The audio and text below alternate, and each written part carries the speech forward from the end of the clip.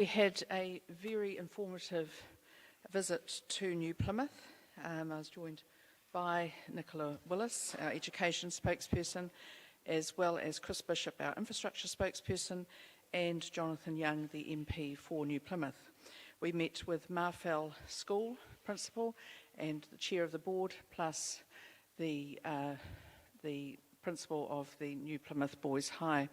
What was really clear is the absolute anger amongst the school principals and the school communities about the $11.7 million that has been promised by the government to this thing called a green school, when the schools themselves in New Plymouth, many are suffering, and particularly Marfell and Boys High, from a deficit of infrastructure, particularly around the school buildings.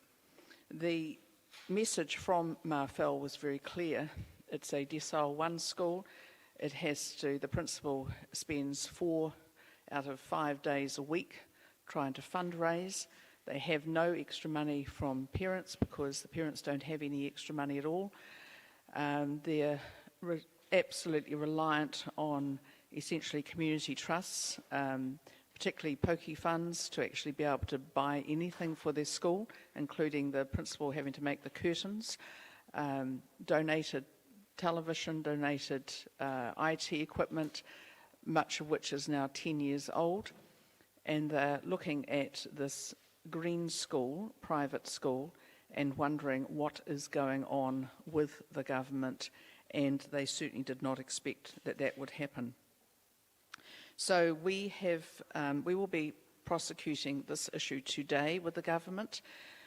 We will be also we're very focused on the $2 billion, the Fix New Zealand Schools Alliance that we announced yesterday, which is to deal with these particular issues that we saw in Marfell and also New Plymouth Boys High and all around the country.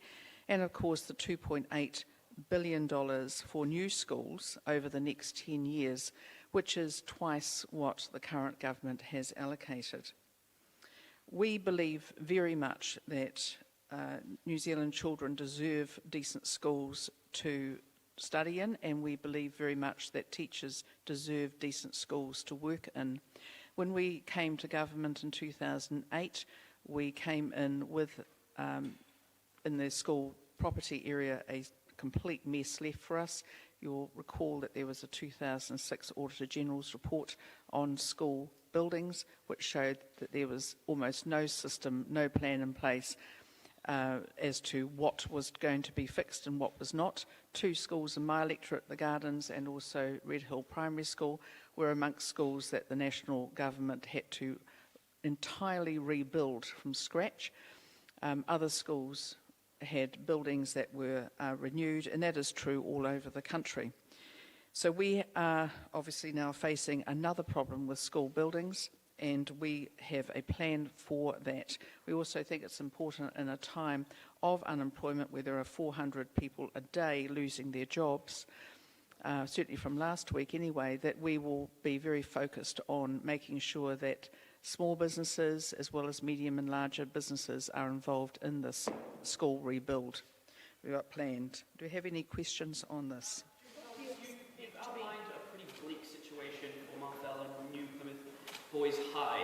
Is National committing today to pumping more money into those schools, given that you've said that 4 out of 5 days a week we're trying to fundraise? Well, I think it's really clear that they do need more money. If we know anything, we must know that the children from low decile homes, people where there's no extra money, that the teachers there have to try so much harder to deal with a situation where there is this problem. But Nicola might want to deal with any of the detailed issues on that. Are you committing to funding those schools? We're committing to funding schools, and clearly Marfell School is one of those schools, and New Plymouth Boys High, where they have absolute need. So Nicola will deal with the actual individual issues. I think, Jason, we don't want to be like the government, who clearly did not do due diligence on the Green School, who clearly did not create a fair, contestable process, So we won't be signing contracts in the newspaper today, but what we are doing is providing a significant sum of additional funding, $2 billion over 5 years, and we are very confident that projects that need to happen, such as those at Marfell School, will qualify, and not only will we fund them, but we will get them done faster. Judith Collins, what concerns do you hold? No, not at all, actually. The last... $393 million, which was a lot lower than 2019, which was almost $1 billion. Was there too much penny pinching on this in the last national government? So Henry, if you look over those numbers, you'll see that over the course of the national government, we invested more than $5 billion in school property, and the amount of money that we invested in school property increased each year that we were in office, and yes, that trend has continued under this government, but there is so much more work to do. This is a question about priorities. What is the priority for investment? Either side of Parliament have acknowledged that we are going to be borrowing. The question is, what sort of assets do we invest in? And our priority is investing in fixing up our schools, not in an $11.7 million grant for the Green School. Judith Collins, what do you think? Do you have any concerns about the curriculum at the Green? Do you have any concerns about the curriculum at the Green School, given those revelations yesterday that this couple who thinks that COVID is a manufactured natural disaster and they held a DNA activation event at the school? Do you have any concerns about the curriculum being taught at the Green School? Well, of course, independent schools do have more choice over their curriculum, but I've certainly found that in New Plymouth that there's possibly not a huge amount of support for growing crystals and planting them. I thought that was a doozy, but I've got to say it's an interesting one. Do you have a view on what should happen to that Green School contract? Yes, I do. If there is a contract, well, we don't know that there is a contract yet. We haven't actually had the Minister of Finance and others front up from the government. If there's no contract, then they should cancel everything now on it. If there is a contract, then they're going to have to explain to the people of New Zealand why they thought this was such a great thing. Would you like to see the business case on which this was signed off originally, given some of the economic benefits and claims that go along with it being granted? Yes, it would be very good to see a business case. It should be very good to see all of the documentation around this, including the advice from officials, and I particularly would like to see the Treasury advice on this. And just The coming back Minister to of your Health this comments morning. about school maintenance, do you take any responsibility as a minister in the previous national government for the state that New Zealand schools are still in? Well, as we said, 2006, when the Labour government was in under Helen Clark, the Auditor General's report was really clear. The whole school funding programs was a complete mess with no rhyme or reason for how projects were put in place. We had to do quite a lot. We spent $5 billion over 9 years, which is a big spend. Actually, I thought we did well, but we need to do even better. We got 2 entire schools rebuilt in Papakura. And are you in a position to criticise the government for the state of the school stock, given National's record? We did a very good job in the time that we had, but obviously we would like to do more. In terms of testing port workers, the Minister of Health revealed this morning that only about 300 or 400 of those port workers had been tested in the second round out of 10,000. Is that good enough? Does it sound like another broken promise? I think it's very challenging for the government to now be trying to play catch-up after we've been yo-yoing in and out of lockdowns. I think the issue is really clear. If people are, and as we've seen from the maintenance work at the Ridges Hotel, even being in a proximity and putting hands onto a site, a surface where COVID-19 has, this is a very contagious disease. So I would have thought wherever it is possible, there should be the testing Is going the on. government taking the risk of the ports seriously enough? Well, I don't know that they are, particularly where after it's now been some matter of weeks and genomes seem to have been sequenced all over the place, that the government cannot yet with any assurance tell us how COVID-19 got through. And clearly it's not just one instance. So ports are also airports and seaports. They both need to be taken seriously. We also need to keep in mind the fact that we have chains of supply chains to deal with, but that doesn't mean to say that New Zealanders should be given COVID-19 because of that. Does National stand by its education policy, international education policy, of allowing students to quarantine inside university accommodation? Well, it was certainly put out by a previous leader that was something we could look at. I think the fact is that what we're seeing is that the quarantining that's been going on hasn't been necessarily optimal. So whatever we do around that, we need to make sure we have in place the COVID testing, the COVID apps, the COVID, a Bluetooth type system for people in or around those areas, but also that we have confidence that we could actually stop it. What we've seen is that the government hasn't done a brilliant job, and we wouldn't be putting anything in that wasn't safe. So no policy without this being safe. I have no reason to believe that we can't do it. Taiwan can do it. Why can't we do what we need to do? And that's about keeping New Zealanders safe. What do you make of the... Is it still election policy? On COVID response, are you in lockstep with the government on the current alert level settings? And specifically, can I ask you, is there a reason why South Island shouldn't be at alert level 1? Well, I've been down the South Island the last few days and end of last week, and I can tell you people in Invercargill were wondering why they were in level 2, and they were very grumpy about it. So I had to say that we had to rely on the advice from the government. Dr. Shane might want to say something to that one. Sure. So we are dependent on the information that we have. Clearly, the government has more information, but these are some of the questions that we'll be raising at Select Committee at 10 o'clock tomorrow morning.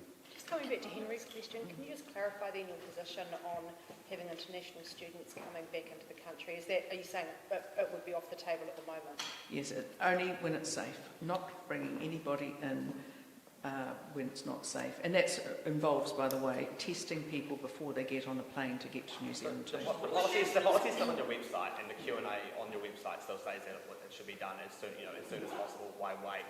It should be, so Does it students say stay that? over. Does it really say why wait, Henry? Does it really say that? There's a question about waiting, and is it advantage to moving faster because students would be here for try-free and be able to stay over the summer? Is that still election? Well, I want to make it really clear that nothing unless it's safe. And we don't have a system that we can rely on at the moment.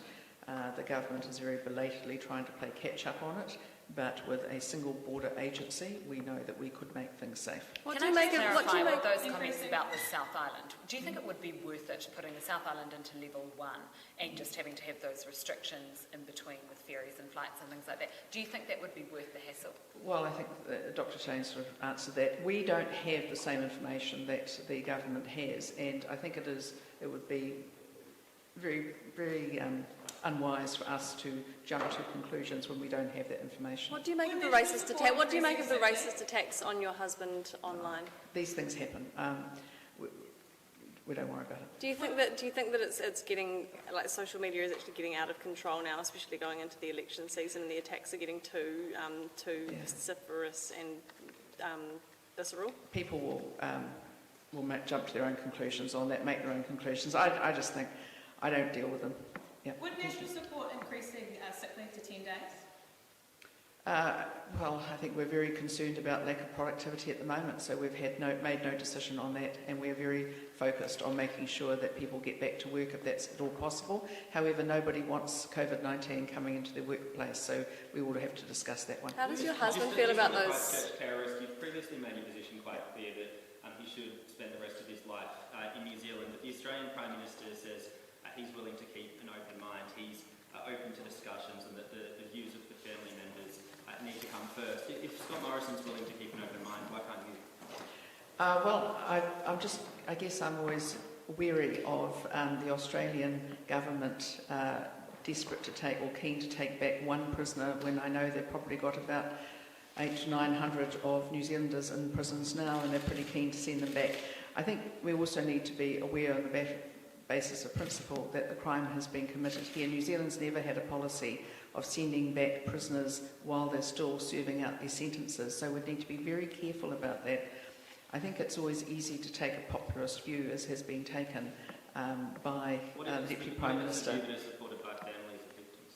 Well, I think it's also important to understand that we have the rule of law here, and this man has been sentenced, in my opinion, entirely correctly to serve his life entirely in prison without parole.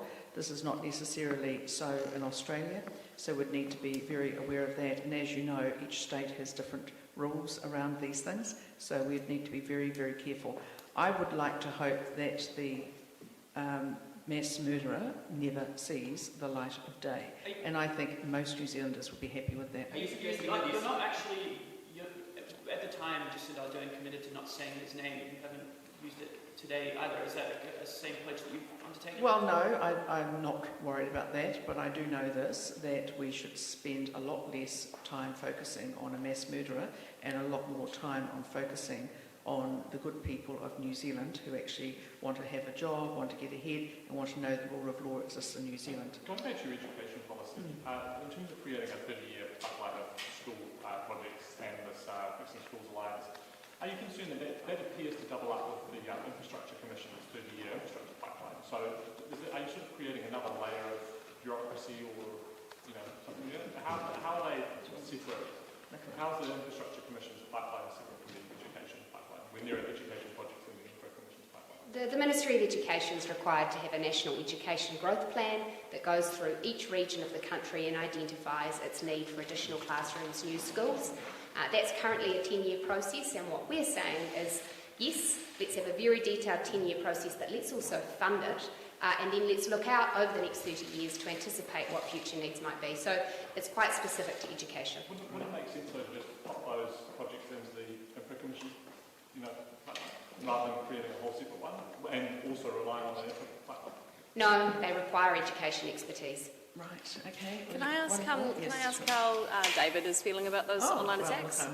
I try not to discuss my family, and I think we just get on and do our jobs, and my job is very much to focus on the 400 people who are losing their jobs every day. And given your commitments to a clean campaign, would you have preferred that he hadn't weighed in? I think I've got to say is that those are not my actions, and I would not have done that.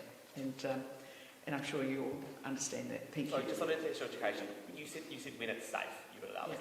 Is it ever going to be safe for universities to run their own quarantine systems? It can be safe. If you look at Taiwan, and which I think is the standout star achiever of all countries, all, by the way, without the World Health Organisation's assistance, what a standout response. Things can be made safe, and it is not impossible. But what it does need is it needs a sole agency, it needs a very clear plan, it needs a very clear line of communication and responsibility, and then it needs a government to actually make it happen. We could do that. Would you envision that being maybe try one next year, maybe? Or when it's safe. Just very quickly, do you know what a Lionsgate abundance and manifestation ceremony, including a bioenergy field cleaning and DNA activation, is? We did not learn that at Walton Primary, and no. Thank you.